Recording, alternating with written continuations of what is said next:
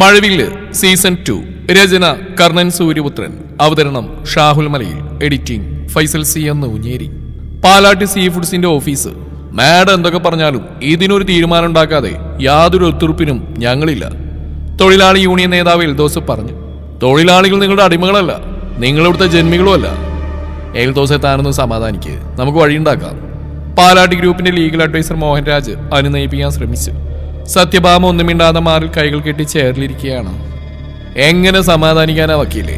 ശമ്പളം ഇച്ചിരി കൂടുതൽ വേണമെന്ന് അഭ്യർത്ഥിച്ചിട്ട് ഇവർ കത്തിളക്കിയിട്ട് നാളത്തെയായി. അത് പരിഗണിച്ചില്ലെന്ന് പോട്ടെ, പട്ടിയെ പോലെ പണിയെടുത്തിട്ട് ഇവിടുത്തെ മാനേജർ ഒരുത്തനുണ്ടല്ലോ ഹബീബ്, ജോലിക്കാരോട് വളരെ ക്രൂരമായിട്ടാണ് പെരുമാറുന്നത്. അതും ഇവർ അറിയിച്ചു. നടപടിയൊന്നും ഉണ്ടായില്ല. ഇപ്പൊ ഇവരുടെ കെട്ടിയും കള്ളും കുടിച്ച് വന്ന് അതിലൊരുത്തനെ തല്ലിയിരിക്കുന്നു. അതിന്റെ കാരണം കൂടി കേൾക്കണം. ഇവരുടെ ആൺമക്കൾ ഇതിന്റെ മുമ്പിലിട്ട് ഏതൊരു പയ്യൻ ചവിട്ടിക്കൂട്ടിയപ്പോ ഇടപെട്ടില്ലെന്നത്. തൊഴിലാളികൾ എന്താ ഇവരുടെ ഗുണ്ടകളാണോ? രണ്ടുപേര് ഇടികൂടുന്നതിന് നടക്ക് പോയി എന്തെങ്കിലും പറ്റിയാ ഇവര് കുടുംബം നോക്കുവോ? എന്റെ അറിവോടൽ ഇതൊന്നും നടന്നെന്ന് ഞാൻ പറഞ്ഞു കഴിഞ്ഞു. സത്യഭാമയുടെ ശബ്ദം കനത്തു. അങ്ങനെ ഒരു സംഭവം നടന്നിട്ടുണ്ടെങ്കിൽ വേണ്ട ഞാൻ ചെയ്യും. അതിന് ഈ സ്ഥാപനത്തിന് മുമ്പിൽ സമരപ്പന്തൽ കിട്ടുകയും പണിമുടക്കുകയാണോ വേണ്ടത്? ജയരാമൻ സാറ് മാഡത്തിന്റെ ഭർത്താവാണെന്നതിൽ സംശയമൊന്നുമില്ലല്ലോ. എൽദോസ് പരിഹസിച്ചു. അങ്ങേര് ജിൻഡോയെ തല്ലുന്ന മുഖത്ത് തുപ്പുന്നു ഇവിടുത്തെ CCTV നിന്ന് കിട്ടിയിട്ടുണ്ടാവും. എടുത്തു നോക്ക്. അതൊക്കെ നോക്കാം എൽദോസെ. ഇനി എന്ത് ചെയ്യാൻ പറ്റും അത് പറ. മോഹൻരാജ് ചോദിച്ചു. ആവശ്യപ്പെട്ട ശമ്പളവർദ്ധന ഉടനെ കിട്ടണം. അതുപോലെ ജയരാമൻ സാറ് ജിൻഡോയോട് മാപ്പ് പറയണം. അടിയുമാട്ടും തുപ്പും വാങ്ങി തലവിനിച്ച് മിണ്ടാവുന്ന കീഴാളുടെ കാലൊക്കെ കഴിഞ്ഞു വക്കീൽ സാറേ. എന്റെ പൊന്ന് എൽദോസെ, താൻ ഇതിനിടയിലേക്ക് ജാതിയും തിരികെ കയറ്റല്ലേ. കുറച്ചു നേരം പുറത്തേക്ക്, ഞാൻ വിളിക്കാം. എൽദോസെ എഴുന്നേറ്റ് പുറത്തേക്ക് നടന്നു. മാഡം എന്താ ഇതൊക്കെ? മോഹൻരാജ് സത്യഭാമയെ നോക്കി. ഞാൻ നിങ്ങളുടെ കൂടെ കൂടിയിട്ട് വർഷങ്ങളായി. പക്ഷെ ആദ്യമായിട്ട് ഇതുപോലെ പാലാട്ട് റിസോർട്ട് അനധികൃതമായിട്ട് ഭൂമി കയ്യേറിയെന്നും പറഞ്ഞ പ്രശ്നങ്ങൾ ഒരു ഭാഗത്ത് നടക്കുന്നു. പാലാട്ട് പ്രൊഡക്ഷൻസ് വഞ്ചിച്ചെന്ന് പറഞ്ഞ സിനിമാ സംവിധായക അജയ്കുമാർ കേസ് കൊടുത്ത് മറ്റൊരു വശത്ത്. ഇതൊക്കെ എങ്ങനെയെങ്കിലും പരിഹരിക്കാൻ നോക്കുമ്പോൾ ജയരാമൻ സാറിന്റെ വക ഓരോരോ വയ്യാവേലികൾ. ബസ്സിൽ മയക്കുമരുന്ന് കള്ളനോട്ട് നടത്തിയ കേസിൽ നിന്ന് കഷ്ടിച്ച് തടിയൂരുന്നത് ശരിയാ. പക്ഷെ ഇതുകൂടി ജനങ്ങൾ അറിഞ്ഞാൽ തീർന്നു. പണ്ടത്തെ കാലം നല്ലത്. തൊഴിലാളികൾ വിചാരിച്ച എല്ലാം പൂട്ടിക്കെട്ടി പോവേണ്ടി വരും. അറിയാം മോഹൻ, ഒരു സൊല്യൂഷൻ കണ്ടെത്ത് പ്ലീസ്. ജയരാമൻ സാറ് മാപ്പറില്ലെന്ന് എനിക്ക് ഉറപ്പുണ്ട്. തൽക്കാലം ശമ്പളം കൂടുതൽ കൊടുക്കുക. അതവർ ചോദിച്ചിലധികം. പിന്നെ മാനേജർ അബീവിനെ മാറ്റാനും സമ്മതിക്കാം. ഞാൻ എൽദോസിനോട് സംസാരിച്ചോട്ടെ, വേറെ വഴിയില്ല. സത്യഭാമ എന്ന് ആലോചിച്ചു. പിന്നെ സമ്മതഭാവത്തിൽ തലയാട്ടി. മോഹൻരാജ് പുറത്തേക്കിനെ 2 മിനിറ്റ് കഴിഞ്ഞപ്പോൾ ആര്യൻ അവിടെ എത്തി. അമ്മ നിന്നെ വരാൻ പറഞ്ഞ? ആർക്കും മുമ്പിൽ ഇരുന്നുകൊണ്ട് ആര്യൻ ചോദിച്ചു. നിന്റെ തന്ത ചത്തോ? ഇന്നലെ ഒന്നും വീട്ടിൽ കണ്ടില്ല. അമ്മേ മിണ്ടരുത്. അവരുടെ ശബ്ദം ഉയർന്നു. അങ്ങേരെ ഒറ്റ ഒരുത്തനാ ഇവിടെ ഇത്രയും പുകലുണ്ടാക്കിയത്. ദാ ഗേറ്റിൽ കണ്ടില്ലേ സമരപ്പന്തല്? ഇവിടുത്തെ സ്റ്റാഫിനെ തരാൻ നിന്റെ അച്ഛനാരടാ കള്ളുടിച്ചാ വയറ്റി കിടക്കണം. അമ്മ കരുതുന്നുണ്ടോ അതാണ് ശരിക്കും കാരണമെന്ന്? ആരും മുന്നോട്ട് നീങ്ങിയിരുന്നു. അച്ഛൻ തല്ലിയ ജിൻഡോക്ക് എന്താ വേണ്ടെന്ന് വെച്ചാൽ കൊടുക്കാന്ന് ഞാൻ പറഞ്ഞതാ. പക്ഷെ അയാൾ വഴങ്ങിയില്ല. അടുത്ത ദിവസം സ്ട്രൈക്ക് തുടങ്ങി. ഞാൻ അന്വേഷിച്ചു. ഇതിന്റെ ഒക്കെ പുറകിൽ അവനാ ആദി. വാട്ട്? അതെ, യൂണിയൻ നേതാവ് എൽദോസിനെയും ജിൻഡോയും അവൻ വീട്ടിൽ പോയി കണ്ടിട്ടുണ്ട്. ചുരുക്കി പറഞ്ഞ അവന് വേണ്ടി ഇവർ നടത്തുന്ന നാടകം ഇതൊക്കെ. അച്ഛനൊരു അബദ്ധം പറ്റിയെന്നുള്ളത് ശരിയാ, പക്ഷെ അത് അവൻ മുതലെടുത്തു. ഇത് മാത്രമല്ല, അഭിമന്യുവിന്റെ സ്വാധീനവും സൗഹൃദം ഉപയോഗിച്ച് ആദ്യം തന്നെയാ റിസോർട്സിലെയും പ്രൊഡക്ഷന്റെയും ഒക്കെ പ്രോബ്ലം ക്രിയേറ്റ് ചെയ്തിരിക്കുന്നത്. പക്ഷേ ഒരിടത്തും തെളിവില്ല. വേറൊരു ഡ്രൈവർക്ക് ഇത്രയും ബുദ്ധിയോ? അവന് മാത്രം എന്ത് ദേഷ്യം നമ്മളോട് അവന്? I don't know. എന്നുള്ള പ്രശ്നം മാത്രമാണെന്ന് എനിക്ക് തോന്നുന്നില്ല. അന്വേഷിക്കുന്നുണ്ട്. തൽക്കാലം നീ മോഹൻരാജിന്റെ അടുത്ത് കേസില്ല. 2 ആൾ ചേർന്ന് എൽദോസിനോട് സംസാരിക്കുക. ഒരു സോറിയും പറഞ്ഞേക്ക്. ഇന്നത്തോടെ സമരം അവസാനിപ്പിച്ചിരിക്കണം. ഇനി നാണം കെടാൻ വയ്യ. അത് ഞാൻ ഏറ്റു. പക്ഷെ അച്ഛനോട് ഇതിന്റെ പേരിൽ വഴക്കുണ്ടാക്കരുത്. പാവം ആകെ തകർന്നിരിക്കുക. എന്തെങ്കിലും കടങ്ങുകയും ചെയ്താ നമുക്കാ നഷ്ടം. ആര്? നിന്റെ അച്ഛനോ? സത്യഭാമം പുച്ഛത്തോടെ അവനെ നോക്കി. നിനക്ക് അങ്ങനെ ശരിക്കും അറിയാത്തോണ്ടാ. നീ ചെല്ലി. ആര്യൻ ഓഫീസ് വിട്ടിറങ്ങി. സത്യഭാമയുടെ മനസ്സിലേക്ക് ആദിയുടെ മുഖം തെളിഞ്ഞു. ഒരു സാധാരണക്കാരനായ ചെറുപ്പക്കാരൻ എന്തിനാണ് തന്റെ കുടുംബത്തോട് ഇത്ര പക? അറിഞ്ഞത് വെച്ച് നോക്കുമ്പോൾ ആര്യൻ വേദലക്ഷ്മിയെ ചതിക്കാൻ വേണ്ടി അവന് പണം നൽകി. പക്ഷെ ആര്യന്റെ അറിവോടെ ഇല്ലാതെ 2 തവണയും ഒരിക്കൽ അശ്വിനും കൂട്ടുകാരും ആക്രമിക്കാൻ ചെയ്തു. ആ വാശി മാത്രമാണോ, അതോ വേറെ ആരെങ്കിലും അവന്റെ പുറകിലുണ്ടോ? അവന്റെ വാക്കുകൾ അവരുടെ കാതിൽ മുഴങ്ങി. ആനയുടെ കാലിനടിയിൽപ്പെട്ട ഉറുമ്പ് ചതഞ്ഞറിയും കൊച്ചമ്മേ. അതേ ഉറുമ്പ് തുമ്പിക്കൈയുടെ ഉള്ളിൽ കയറിയാനുള്ള അവസ്ഥയൊന്ന് ആലോചിച്ച് നോക്കുന്നത് നല്ലതാ. അതെ, പേരിയേട്ട പാലാട്ട് ഗ്രൂപ്പിനെ ഒന്ന് വിറപ്പിക്കാൻ അവന് സാധിച്ചു. ഇനി ഇതൊക്കെ ആര്യന്റെ വെറും തോന്നലാണെങ്കിലോ? അമ്മയുടെയും അനിയന്റെയും ജോലിക്കാരുടെയും മുമ്പിൽ വെച്ച് ഒരു ഡ്രൈവറുടെ അടികൊള്ളേണ്ടി വന്നുള്ള അപമാനം ചെറുതല്ല. അതിന് പ്രതികാരം ചെയ്യാൻ വേണ്ടി കെട്ടിച്ചമച്ച കഥയായി കൂടെ. ആര്യൻ ജയറാമന്റെ തനിപ്പകർപ്പാണെന്ന് എല്ലാവരും പറയാറുണ്ട്. ജയിക്കാൻ ഏത് അറ്റം വരെയും പോകും. അതുകൊണ്ട് തന്നെ ഇത് പൂർണ്ണമായും വിശ്വസിക്കാനും പറ്റില്ല. പക്ഷെ ആദിയുടെ മുഖം ഇതിനു മുമ്പ് എവിടെയോ കണ്ടതുപോലെ. എവിടെ വെച്ചാണ്? അവരാ ചോദ്യം സ്വയം ചോദിച്ചുകൊണ്ടിരുന്നു. ചോലക്കാട് കോളനിയിൽ ശരിക്കും ഉത്സവ സമാനമായ അന്തരീക്ഷമായിരുന്നു. രാവിനെ പകലാക്കി എങ്ങും പല വർണ്ണങ്ങളിലുള്ള വൈദ്യുത ദീപങ്ങൾ, ഉറക്കെ മുഴങ്ങുന്ന സംഗീതം, ബൈക്കുകളിൽ അങ്ങോട്ടും ഇങ്ങോട്ടും പായുന്ന യുവാക്കൾ, റോഡിലൂടെ യാതൊരു ശ്രദ്ധയുമില്ലാതെ നടക്കുന്ന പ്രായമായവർ. ആദ്യ റേഞ്ച് റോവർ ഒരിടത്ത് പാർക്ക് ചെയ്തു. പിന്നെ പുറകിലേക്ക് തിരിഞ്ഞ് വേദയെ നോക്കി. എവിടെ ഇറങ്ങാം? അങ്ങോട്ട് പോയവന് സ്ഥലം കിട്ടില്ല. ഇത് ശരിക്കും മാരേജ് ഫംഗ്ഷൻ തന്നെയാണോ? പുറത്തെ കാഴ്ചകളിലേക്ക് കണ്ണു നട്ടവൾ ചോദിച്ചു. അതെന്താടി? ഏതോ ക്ഷേത്രത്തിൽ ഉത്സവം പോലെയുണ്ട്. ഞങ്ങൾക്ക് കല്യാണം എന്നൊക്കെ പറഞ്ഞാൽ ഉത്സവം തന്നെയാ. നീ ഇറങ്ങ്. അപ്പൊ ബാഗോ? അത് പിന്നെ ആരെങ്കിലും വിട്ട് എടുപ്പിക്കാം. അത് ശരിയാവില്ല. അതിനകത്ത് നീതിയൊന്നുമല്ലല്ലോ. നാളെ ഇടാനുള്ള സാരി, ബ്ലൗസ്, അടിപ്പാവട, ജെട്ടി, ബ്ര, പിന്നെ ഒരു night dress, turkey towel, body lotion, makeup set, power bank, mobile charger, പിന്നെ പേഴ്സ്, അതിൽ 3000 രൂപ കാശ്, 4 credit card, Aadhaar card, licence, പിന്നെ നിന്റെ അച്ഛൻ്റെ പഴയ ഫോട്ടോ. ഇത്രയല്ലേ? അയ്യേ തെണ്ടി, നീ ഇതൊക്കെ എപ്പോഴാ നോക്കി? നാളല്ലോ അനുവാദമില്ലാതെ വേറെ സാധനം എടുക്കാൻ. അവൾക്ക് ദേഷ്യം വന്നു. ചെരുപ്പിന് ഗ്ലാമർ പോരാന്ന് പറഞ്ഞ് നീ വീട്ടിലേക്ക് രണ്ടാമതും കയറിപ്പോയില്ലേ? അപ്പൊ നോക്കിയതാ. പിന്നെ ഇതൊക്കെ എൻ്റെ ഡ്യൂട്ടിയുടെ ഭാഗമാണടി. ഞാൻ നിന്റെ സെക്യൂരിറ്റി കാർഡാ. അഥവാ ആരെങ്കിലും വല്ല ബോംബോ മറ്റേതിൽ ഒളിപ്പിച്ചിട്ടുണ്ടെങ്കിൽ തീർന്നില്ലേ? ഇതൊക്കെ പോട്ടെ നോക്കാം.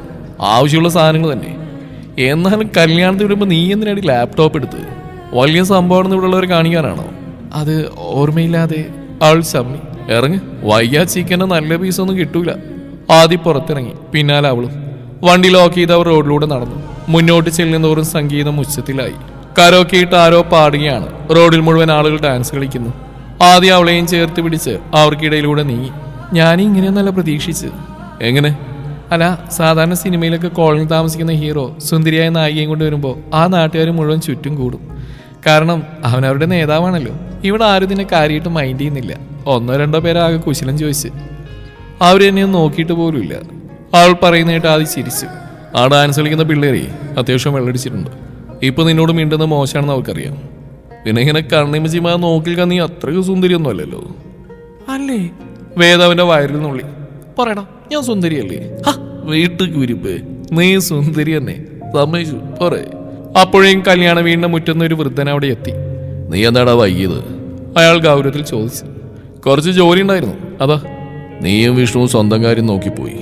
ബാക്കി പിള്ളേര് നെട്ടോട്ടോടിയായിരുന്നു. നിങ്ങൾക്കൊന്നും അറിയണ്ടല്ലോ.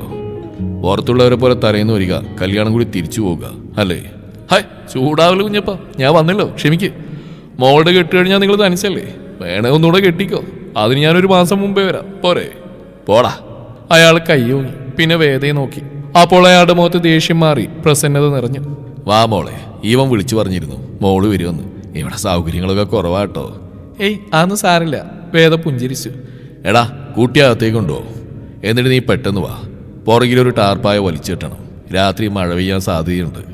അയാൾ അധികാരത്തോടെ പറയുന്ന കേട്ടപ്പോൾ വേദയ്ക്ക് ചെറിയ അത്ഭുതം തോന്നി. സ്വന്തം മകനോട് എന്ന പോലെയാണ് കൽപ്പിക്കുന്നത്. ഇതൊക്കെ ഇവിടെ പതിവാ. മുറ്റത്തേക്കായിരുന്നതിനിടെ ആദ്യം പറഞ്ഞു. ദാ ആ കാണുന്ന പോസ്റ്റില്ലേ, അവിടുന്ന് 2ാമത്തെ എൻ്റെ വീട്. ഇപ്പം അങ്ങോട്ട് പോയിട്ട് കാര്യമില്ല. അവിടെയുള്ളവരൊക്കെ ഇവിടെ ഉണ്ടാവും. അദ്ദേഹത്തിന് ഭാര്യയില്ലേ? ആർക്ക്? കുഞ്ഞപ്പേണ്ണോ? ഇല്ല, ഒരു ആക്സിഡന്റിൽ മരിച്ചാ. വർഷം കുറയായി. അന്ന് മോൾക്ക് 2 വയസ്സ് കഴിഞ്ഞിട്ടില്ല. മോളും കുഞ്ഞപ്പേണ്ണും കഷ്ടിച്ചാൽ രക്ഷപ്പെട്ടു. അന്നു മുതൽ അവള് ഇവിടെ എല്ലാവരുടെയും കുഞ്ഞാ. അപ്പോഴേക്കും ഒരു പെൺകുട്ടി അങ്ങോട്ട് ഓടിയെത്തി. മൈലാഞ്ചി ഇങ്ങനെയുണ്ട്? ആൾ 2 കൈ ഉയർത്തി കാണിച്ചു. അടിപൊളി. ആരിട്ടെന്ന്? വീണ. എന്നാ കൊള്ളില്ല, പോ അവിടുന്ന്. അവൾ കൈമുട്ടുകൊണ്ട് അവന്റെ വയറിനടിച്ചു. ഇത് രശ്മി, കല്യാണ പെണ്ണ്. രശ്മി, ഇത് അറിയാം, വേദലക്ഷ്മിയല്ലേ? അവനെ മുഴുമിക്കാൻ രശ്മി സമ്മതിച്ചില്ല. വാ, അകത്തെല്ലാരും കാത്തിരിക്കുക. അവൾ ക്ഷണിച്ചു. വളരെ ചെറിയ ആ വീടിന്റെ അകം നിറയെ ആളുകളായിരുന്നു. ഓരോരുത്തരെ ആദ്യം പരിചയപ്പെടുത്തി കൊടുത്തെങ്കിലും വേദക്കൊന്നും മനസ്സിലായില്ല. വിഷ്ണുവിന്റെ മാതാപിതാക്കളായ സുഗുണനും രാധമ്മയും അനിത്യ വീണയും അവർ 2 പേരെയും ബഹളങ്ങളിൽ നിന്ന് രക്ഷിച്ച് റൂമിലേക്ക് കയറ്റി. ക്ഷമിക്കണം കുഞ്ഞേ, ഇവിടുത്തുകാരിങ്ങനെയാ. നാവിന് യാതൊരു ലൈസൻസും ഉണ്ടാവില്ല. ഓരോന്നിങ്ങനെ സംസാരിച്ചുകൊണ്ടിരിക്കും. സുഗുണൻ പറഞ്ഞു. കുഴപ്പമില്ല. വേദം മന്ദസിച്ചു. പിന്നെ വീണയെ നോക്കി. വീണ പഠിക്കുന്നില്ലേ? ഡിഗ്രി 2nd ഇയറാ. കോളേജിൽ പോകുന്നില്ല എന്നല്ല, പഠിക്കുന്നുണ്ടോ എന്നാ ചോദിച്ചു. ആദ്യം ഇടപെട്ടു. നീ പഠിക്കാനൊന്നുമല്ലല്ലോ, വായി നോക്കാനല്ലേ പോകുന്നേ. പോടാ മാക്കാച്ചി, നീ പൊടി. തുടങ്ങി രണ്ടും. യശോദ വീണയെ വേദനിപ്പിക്കാതെ അടിച്ചു. വല്ലപ്പോഴും ആ പെണ്ണെ അവൻ വരുന്നത്. നിനക്കൊന്നും മിണ്ടാന്നൂടെ? അമ്മ അല്ലെങ്കിൽ ആദ്യം സൈഡാ. വീണ ആദ്യം നോക്കി കൊഞ്ഞനും കുത്തി. പിന്നെ വേദയുടെ കൈ പിടിച്ചു. ചേച്ചി വാ, ഇത്രയും ദൂരം യാത്ര ചെയ്തല്ലേ, വീട്ടിൽ പോയി ഫ്രഷ് ആവാം. എൻ്റെ ഡ്രസ്സൊക്കെ വണ്ടിയില്ല. വീണ ആദ്യയുടെ കയ്യിൽ നിന്ന് കീ പിടിച്ചു വാങ്ങി. അതൊക്കെ വീട്ടിലേക്ക് ചാത്തന്മാർ കൊണ്ടുവരും. പിന്നെ ചേച്ചിക്കിടാൻ ഈ കുട്ടിച്ചാത്തൻ്റെ ഡ്രസ്സ് നേരത്തെ വാങ്ങി വെച്ചിട്ടുണ്ട്. അവൾ അമ്പരപ്പോടെ ആദ്യം നോക്കി. അവനൊന്ന് കണ്ണിറുക്കി. പുറകിലെ വാതിലൂടെ വീണയും യശോദയും വേദയും കൂട്ടി പുറത്തേക്ക് ഇറങ്ങി. അന്ന് രാത്രി വൈകുവോളം ആഘോഷം തന്നെയായിരുന്നു. ആദ്യത്തെ അപരിചിത്വം മാറിയതോടെ വേദ കോളനിയിലെ ഒരാളായി മാറി. മയിൽപ്പീലി കളറുള്ള ധാവണിയിൽ അവളുടെ സൗന്ദര്യം ഇരട്ടിച്ച പോലെ ആദിക്ക് തോന്നി. ഭക്ഷണത്തിന്റെ സമയമാകുമ്പോഴേക്കും വിഷ്ണുവും വന്നിരുന്നു. ഇടയ്ക്ക് വിഷ്ണു ആദിയും കൊണ്ട് ഇരുട്ടിലേക്ക് മറയുന്നു തിരിച്ചു വരുന്നു. വേദ 1-2 തവണ കണ്ടു. അവരിങ്ങോട്ട് ഇടയ്ക്കിടെ മുങ്ങുന്നേ? വേദ വീണയോട് ചോദിച്ചു. വെള്ളടിക്കാൻ 2 ആൾ കുടിക്കുമോ? അങ്ങനെ സ്ഥിരമൊന്നുമില്ല ചേച്ചി, വല്ലപ്പോഴും ഇതുപോലുള്ള ആഘോഷങ്ങൾ വരുമ്പോൾ മാത്രം. അല്ലാതെ കുടിച്ച 2 ഞാൻ തല്ലും. വേദയൊന്ന് മൂളി. ചേച്ചിക്ക് വേണോ? എന്ത്? ബ്രാൻഡി, റമ്മ്, വോഡ്ക, ജിന്ന്, ബിയർ, ഇതിലേതെങ്കിലും? നമുക്ക് വഴിയുണ്ടാക്കാം. പൊടി ഞാൻ കഴിക്കാറില്ല. ഇതുവരെ കഴിച്ചിട്ടില്ലേ? അങ്ങനെ ചോദിച്ചാ ബാംഗ്ലൂരുള്ളപ്പോൾ 1-2 തവണ ഫ്രണ്ട്സിൻ്റെ കൂടെ. ഈവനിങ് ഫ്രണ്ട്സാണെന്ന് എഴുതിക്കോ. വാ. അയ്യേ വേണ്ട, ആരും കളിയാക്കില്ല, പോരെ. വീണ ഡാൻസ് ചെയ്യായിരുന്നവരിൽ നിന്നൊരു പയ്യനെ കൈകാട്ടി വിളിച്ചു. അവൻ ഓടി വന്നു. വീണ അവൻ്റെ ചെവിയിൽ എന്തോ പറയുന്ന വേദ കണ്ടു. അവനൊന്ന് തലയാട്ടി, പിന്നെ തിരിഞ്ഞോടി. കുറച്ചു കഴിഞ്ഞ് അടുത്ത വീട്ടിലേക്ക് അവൻ കള്ളലക്ഷണത്തോടെ കയറിപ്പോകുന്നു. അവൾ ശ്രദ്ധിച്ചു. സാധനം റെഡി, പോവാ, വീണ പറഞ്ഞു. വേണ്ടടി, ആരെങ്കിലും അറിഞ്ഞാ? അവൾ മടിച്ചു. അതിന് ചേച്ചിയുടെ വേദ ബിൽഡേഴ്സിന്റെ ഉടമയായിട്ടല്ലോ വന്ന്. ഇമേജ് പോയിന്നില്ല, ജസ്റ്റ് എൻജോയ്. പിന്നെ ഒന്നും മിണ്ടാതെ വേദ അവിടെ കൂടെ നടന്നു. അരമണിക്കൂറിന് ശേഷം ആദിയും വിഷ്ണുവും കണ്ടത് വീട്ടുമുറ്റത്ത് മറ്റു പെൺകുട്ടികളുടെ ഒപ്പം ഒരു തമിഴ് പാട്ടിന്റെ താളത്തിനൊത്ത് സ്വയം മറന്ന് ഡാൻസ് ചെയ്യുന്ന വേദയാണ്. ഇവൾക്ക് എന്തൊരു മാറ്റം? ആദി വിഷ്ണുവിനോട് ചോദിച്ചു. എനിക്കറിയില്ല, ചിലപ്പോൾ VIP ലൈഫിലെ പട്ടാള ചിറ്റിൽ നിന്നൊരു മോചനം കിട്ടിയത് മാക്സിമം എൻജോയ് ചെയ്യായിരിക്കും.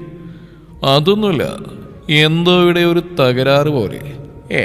നിനക്ക് തോന്നതാവും. തോന്നലൊന്നുമല്ല. ആദി വീണയുടെ അടുത്ത് ചെന്നു. സത്യം പറഞ്ഞ ഈ കാലേ വാരിയാൻ നിലത്തടിക്കും. എന്താടി നീ അവൾ കൊടുത്ത്? ഞാനൊന്നും കൊടുത്തില്ല. ആദി അവളുടെ ചെവിയിൽ പിടിച്ചു. പറയടി. 2 രൂപയ്ക്ക് ജിന്ന അവിടെ കിടന്ന് ഡാൻസ് കളിക്കുന്നേ. എന്റെ ദൈവമേ, നിനക്ക് തനക്ക് വല്ല ഓളമുണ്ടോ? അവളോ ഒരു പിരിപോയ കേസ്, നീ അതിലും വലുതാണല്ലോ. ഇങ്ങനെയാണോ വീട്ടിൽ വരുന്ന ഒരാളെ സ്വീകരിക്കേണ്ടത്? പൊന്ന് ബ്രോ, ഇങ്ങനെ ടെൻഷൻ അടിക്കല്ലേ. ആ ചേച്ചി ഒന്ന് സന്തോഷിക്കട്ടെ. ഇന്നത്തെ ഒറ്റ ദിവസമല്ലേ. നിങ്ങളുടെ കെട്ടുകഴിഞ്ഞാൽ 2 ആളൊരു തുള്ളി കുടിക്കാൻ ഞാൻ വിടൂല, പോരെ. മിക്കവാറും കല്യാണത്തിന് മുമ്പ് ഡിവോഴ്സ് നടക്കുന്നത് ഞങ്ങളുടെ കാര്യത്തിലായിരിക്കും. ആദ്യ ദീർഘമായി നിശ്വസിച്ചു. അതൊക്കെ ഓർക്കുമ്പോൾ നല്ല പേടിയുണ്ട് മോളെ. വരുന്നിടത്ത് വെച്ച് കാണാം. ഞാൻ ചേച്ചി കൊണ്ട് ഫുഡ് കഴിക്കാതിരിക്കട്ടെ. നിങ്ങൾ വരുന്നില്ലേ? ഇല്ലടി, പാചകപ്പുരയിൽ പണിയുണ്ട്, അത് തീർത്തിട്ട് കഴിച്ചോളാം. അവളെവിടെ കിടത്തുക? അതൊക്കെ ഞാൻ സെറ്റാക്കാം. വീണ വേദയുടെ അടുത്ത ഏസിൽ നിന്നും അവളെ പിടിച്ചു വലിച്ച് ഭക്ഷണം കഴിക്കുന്ന സ്ഥലത്തേക്ക് നടക്കുന്നു ആദി കണ്ടു. ഏകദേശം 2 മണിയോടെ ആ വീടും പരിസരവും നിശബ്ദമായി. ഉമ്മറത്തും മുറ്റത്തും നിരത്തിയിട്ട മേശകളിലെല്ലാം ആൾക്കാർ കിടന്നുറങ്ങുന്നുണ്ട്. പാചകപ്പുരയിലെ ജോലിയും കഴിഞ്ഞ് മേൽ കഴുകി വസ്ത്രം മാറി ആദി ആ വീടിനുള്ളിൽ കയറിയപ്പോൾ മുറിയിൽ വെറുതെ എന്തോ ആലോചിച്ചിരിക്കുന്ന വേദയെ കണ്ടു. അവളുടെ അടുത്ത് വീണ ഉറങ്ങുന്നുണ്ട്. ആദി പുറത്തേക്ക് വരാൻ ആംഗ്യം കാണിച്ചപ്പോൾ വേദ ശബ്ദമുണ്ടാക്കാതെ എഴുന്നേറ്റു. നിന്റെ കെട്ടുവിട്ടോ? റോഡിലെത്തിയോണ്ട് അവൻ ചോദിച്ചു. അവൾ തലയുറിഞ്ഞുകൊണ്ട് ജാളിതയോട് ചിരിച്ചു.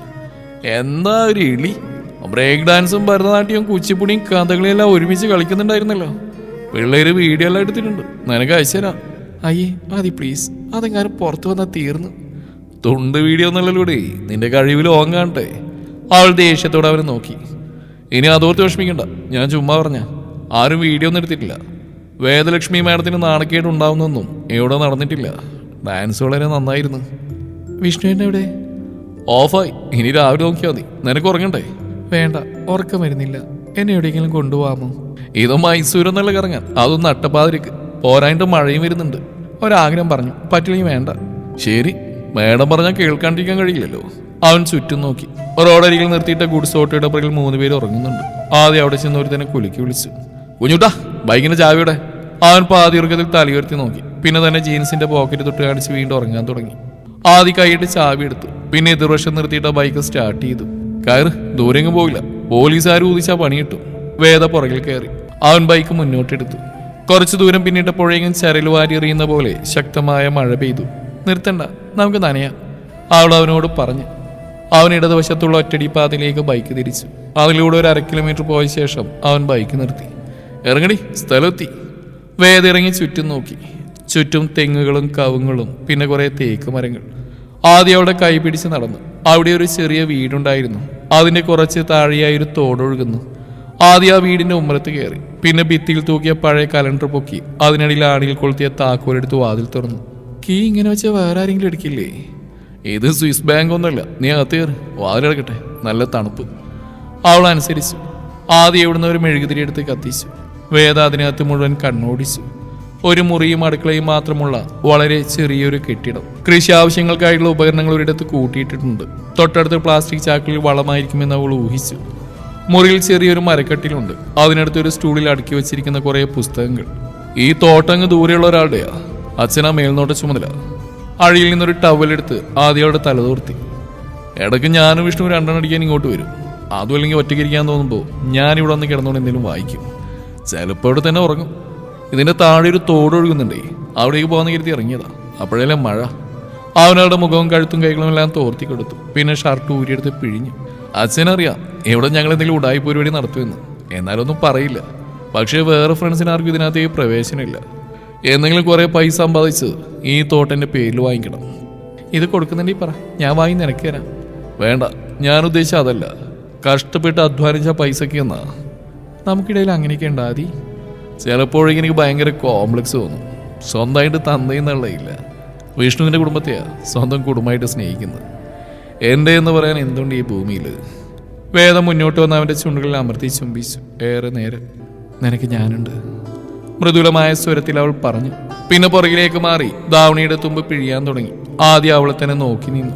നനഞ്ഞു കുതിർന്ന ഒരു മനോഹരമായ ശില്പം പോലൊരു പെണ്ണ്. മെഴുകുതിരിയുടെ നേർത്ത വെട്ടത്തിൽ അവളുടെ ആലിലെ വയറിലെ വെള്ളത്തുള്ളികൾ തിളങ്ങുന്നു. അവനോട് തൂക്കിയിട്ട പ്ലാസ്റ്റിക് കവറിൽ നിന്നൊരു ടീഷർട്ടും കയ്യിലും എടുത്ത് നന്നായി കുടഞ്ഞ് അവൾക്ക് നീട്ടി. ഇതിട്ടിട്ട് അതൊക്കെ ഊരി നന്നായി പിഴിഞ്ഞു. ഞാൻ പുറത്ത് നിൽക്കാം. അതെന്തിനാ? എന്റെ കൺട്രോൾ പോന്നു. പട്ടിണി കിടക്കുന്നതിന്റെ മുമ്പിൽ കുഴിമന്തി വെച്ച എത്ര നേരം നോക്കിയിരിക്കുക. പെട്ടെന്ന് ശക്തമായ കാറ്റ് വീശി മെഴുകുതിരി അണഞ്ഞു. പുറത്തേതോ മരച്ചിൽ ഒടിഞ്ഞു വീഴുന്ന ശബ്ദം. അതോടെ വേദ അവന്റെ അടുത്തേക്ക് ഓടി വന്ന് കെട്ടിപ്പിടിച്ചു. പേടിച്ചോ?